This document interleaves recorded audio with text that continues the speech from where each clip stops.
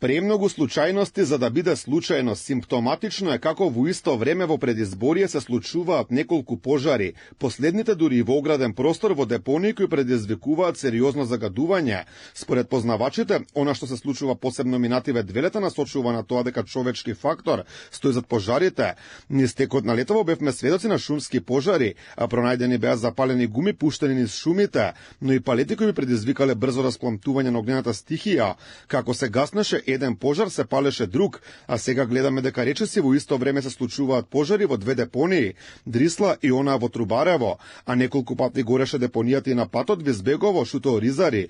Според политичкиот аналитичар Александар Ристевски, се она што го гледаме последниот период и самото тоа што пожарите наликуваат на намерно темпирани, уште повеќе насочува на тоа дека станува збор за подметнати. Ова последно сега што се случува, во период кога што гледате каде што имаме пониски сосема нормални температури и палење на места кои се дури оградени и каде што повеќе од евидентно е дека постои палење. Прво тоа ни се случи пред можеби месец дена во Шутка и према Визбегово, сега гледаме на санитарната депонија Дрисла, сега гледаме на еден куп други ѓубришта, Вардариште, завчера ова што се случи. Повеќе од очигледно е дека не се работи за случајност и дека истите се случуваат стихино и како во одреден прецизен временски период.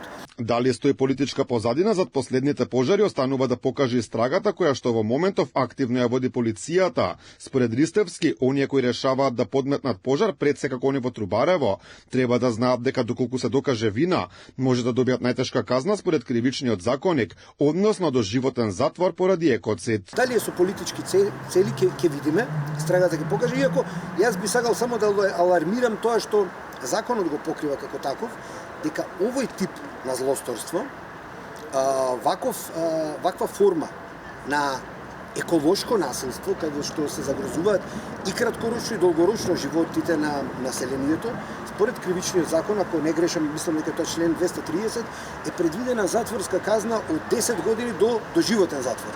Предходно и премиерот Христијан Мицкоски кажа дека организирани центри на моќ во и надвор од земјава стојат зад пожарите. Службите го информирале за хибридни напади, добро организирани од групи кои не им мислат добро на Македонија. Потенцираше дека тие ќе продолжат и во иднина, но дециден е дека владата ќе ги порази.